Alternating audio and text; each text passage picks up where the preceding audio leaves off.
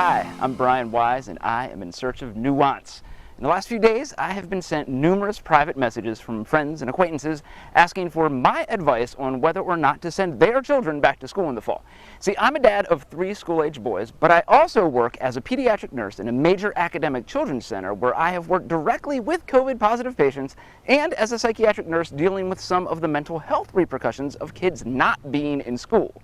At the moment, here in the middle of July, there are so many things up in the air about the future of our nation's children. A few major cities have made the decision to keep children at home and to do distance learning in the fall, and others, at the behest of the President and Education Secretary Betsy DeVos, have pledged to have in-person classes come hell or high water. But this video is for those of us who live in school districts where parents are being given an option to either send your kids back to school or do some sort of cyber schooling or perhaps some sort of part-time blended option. It's an extremely important decision, and it's causing parents all around the country more than just a little bit of stress. Here's what's at stake. As the representatives of the American Association of Pediatrics said at the beginning of the month, children learn more in school than just reading, writing, and arithmetic. They get social and emotional skills, healthy meals and exercise, mental health support, and other things that you just can't get with online learning. Plus, if kids are going to remain home during the school year, then that means that some parents are going to have to do that too. And in today's economy, most families have a hard time making ends meet without both parents working. But, and this is a big but, we are nowhere close to having this pandemic under control in America. We are hoping to have this V-shaped curve and for things to chill out over the summer, but so many places reopen too fast and some people have failed to implement things like social distancing and wearing masks. So instead what we got was this ass-crack shaped curve, and we're barreling toward the fall at full steam. And the fall and the winter are where respiratory viruses like the coronavirus are usually at their worst. So, what do we do? It's clear that for a whole host of reasons, kids do better with in-person schooling. But is it really safe for them to do that this year? And if so, how? Since we're in search of nuance, let's break it down. We're going to look at the pros and cons of children being in school in more detail. And then I'm going to walk you through the decision-making process for whether or not to send your own kids back to school this fall, and how my wife and I have decided to navigate that issue with our children. And then we'll wrap up with some suggestions about what you can actually do to help this situation moving forward. All right, here are the details. There are a huge amount of benefits for kids going back to school in person in the fall. Humans are social animals. Most of us don't do very well with extended periods of isolation. And after the last few months, I probably don't need to convince any of you of that. Studies have shown an increase in depression and anxiety in children during the lockdown. And anecdotally, the psychiatric unit where I work has been packed all summer, whereas we're usually only about half full during these months. Kids need socialization. One of the surprising benefits of kids being at home during the end of last school year is that we actually saw a little decrease in the amount of bullying-related depression and suicide amongst the adolescent population. However, kids are still getting bullied online. But sadly, with kids being at home, one thing that we have seen a dramatic increase in is child abuse. For many kids, school is simply the safest and most stable part of their lives. And another huge reason to get kids back into school is so that parents can get back to work. And I do not say this in a derogatory way, but in many ways, schools function as daycare for many of our nation's children, so that both parents can be contributing to the economy. The simple truth is that if kids are not at home, then less parents will be able to work.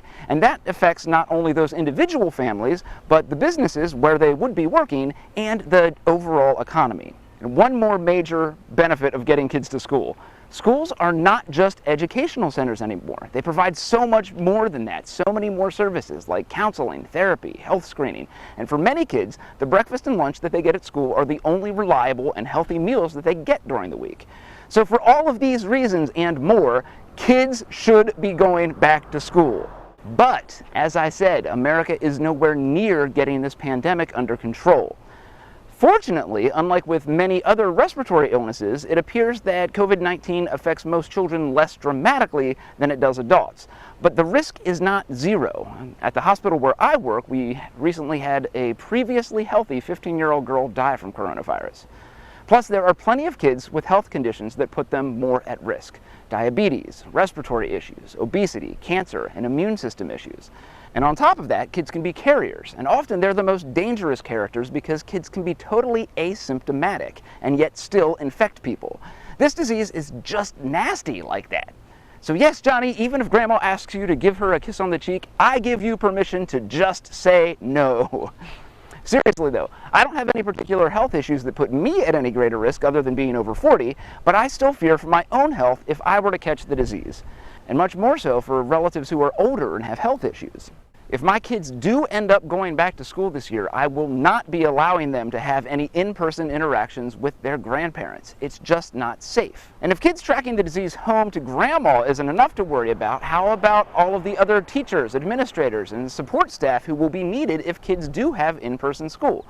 My 62-year-old mother is a secretary at the school behind me, and she's only a few years away from retirement, and the last thing that I want for her is for her to miss out on that because she's dead. Oh, and listen to this. My wife got a horrified email from one of her teacher friends the other day saying that their school district is offering all of the teachers help drawing up their wills before the school year starts because they care so much. I'm not joking, this is actually a thing, as if teachers aren't already one of the most overburdened segments of the workforce. They literally get asked to do more with less every single year, and now they're supposed to be putting their lives on the line? Seriously? One of the things that all of us should definitely do is go out and hug a teacher. I mean, not literally because, social distancing and whatnot, but maybe metaphorically hug a teacher. I hear that they really like gift cards to Starbucks and Target. So, going back to school with no plan for changing the behavior is clearly not safe. So, what are the possibilities for mitigating the danger? All sorts of things are being floated. Now, despite what many of my anti-science friends say, evidence continues to accumulate that wearing masks really does dramatically decrease transmission rates. But are kids capable of properly wearing masks? I took my 5-year-old to t-ball practice the other day, and they were all supposed to be wearing masks. None of them were. They were supposed to be social distancing, but how the hell do you get 5-year-olds to social distance? At t-ball practice, even though they'd never met before, the first thing they did was start holding hands with each other, and I literally saw one of them trying to pick one of the other kids' nose. I mean, seriously! Plus, if teachers and students are supposed to be wearing masks at school, where are all those masks and the other things like hand sanitizer and disinfectant coming from? Many school districts can't afford it due to chronically being underfunded. And then you pile on top of that the decreased tax revenue that they're going to be getting this year because of the state of the economy. It's just not a good situation. Another thing that helps lower transmission rates is social distancing. So, schools are being asked to spread desks 6 feet apart and eat in their classrooms, but is there really enough space for that? As with most things in America 2020, this issue disproportionately affects the poorest school districts. When a classroom has 30 or 40 kids in it to begin with, it's just not even mathematically possible to put that much space between students. So some school districts have floated the idea of having kids go every other day or every other week so that there just aren't so many people in the building at the same time. And while that might help with the social distancing issue, parents would still need to be home more, so it really doesn't solve that part of the problem. A lot of school districts, including the one that my kids attend, are offering various social learning options for parents, either run by the school district teachers or subcontracted out to one of the bigger cyber school companies. But for all of the reasons that we mentioned earlier, distance learning is just not as good for the kids. Some kids will do better with it than others, but some kids just don't have a safe and encouraging home environment. So again, this brings up social disparities. Richer school districts are more likely to be able to afford laptops or iPads for all of their students than poor districts are, and kids who live in richer districts are more likely to have stable access to good internet. So here's something I'd like to point out. If you as a parent have the financial freedom to even ask the question of whether or not to send your child to school in the fall, consider yourself fortunate. This pandemic has significantly exacerbated the already high level of academic and health disparities between the richest and poorest parts of the population. So now it's time for the rubber to hit the road. What should you as a parent do in the fall for your children, if you're given the option between in-person schooling and distance learning? Here are some specific questions that you'll need to ask yourself. And every family and every child might have different answers to these questions. We're all in this storm together, but we're in very different kinds of boats. So you're going to have to decide what's best for your family. If you or your child or anybody in the immediate family does have health issues that put them at greater risk, like diabetes, cardiovascular disease, respiratory issues, immune system issues, then it would be much safer for your kids to do the distance learning option. Is your child organized and self-motivated? Not everybody does well with distance learning, and distance learning requires a little more self-motivation and discipline than in-person schooling, where it's largely forced on you. Do you have the time to help and the ability to help at home if your child needs it? If your kid runs into trouble with the technology or staying on task, are you going to be able to help them out? Can you afford it?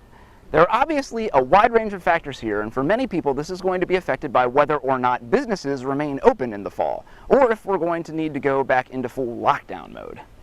Plus, Congress is still debating whether or not they're going to extend the unemployment benefits that run out at the end of the month. It's a shit show. Here's some general advice.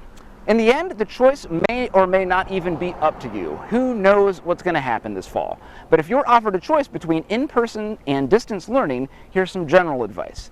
If you do decide to send your children to in-person schooling, you should probably not go and visit the grandparents or anyone else who has any risk factors. The chance of your child becoming an asymptomatic carrier of the disease is high. On the other hand, if you decide to try one of the distance learning options, just do your best. But don't beat yourself up if you are not Wonder Parent. We're getting stresses from so many places this year, and we can't all be on top of everything all the time. Do your best, but be gracious with yourself.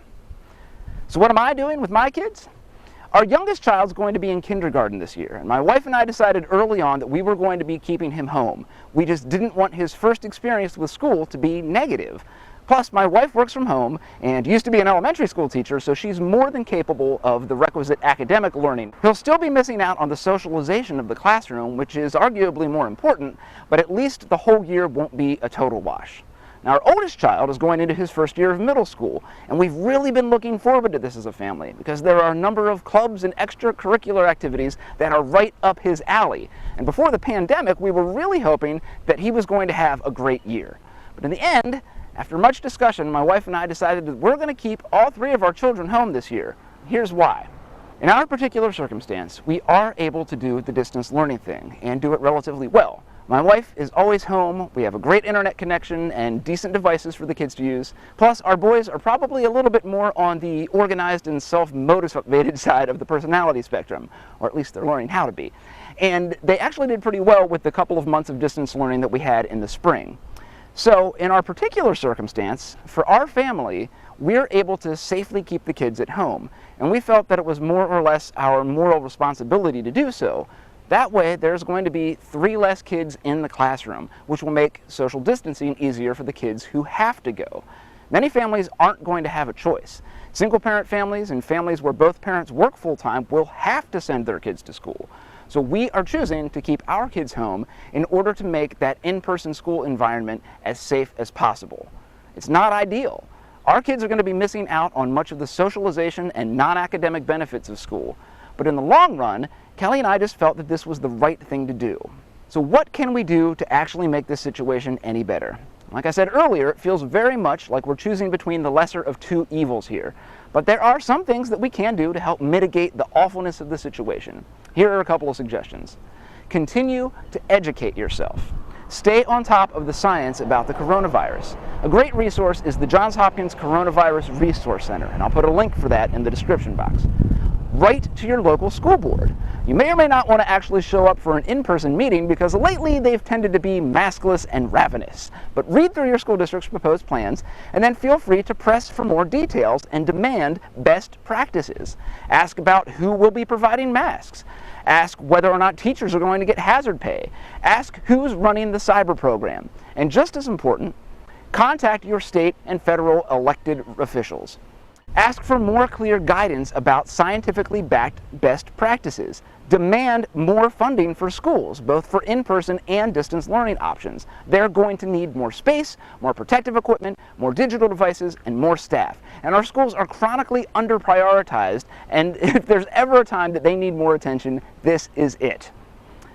And if you don't know who your state or federal representatives are, I've also included a link in the description box. And last but not least, even though this is not going to help at all in the fall, But if we are going to get back on our feet as a country and actually deal with this pandemic and our economic situation, rather than just sticking our heads in the sand and hoping that it all goes away, then for the love of our children and of morality itself, please vote for Joe Biden on November the 3rd. All right, thanks for listening. My heart hurts with yours. This crazy year is not over yet, and it may very well get worse before it gets any better. But I hope this video at least helped put a couple things in perspective, and maybe even help you come a little bit closer to the decision about whether or not to send your children to school in the fall. So stay strong, learn resilience, and keep pursuing nuance. Take care.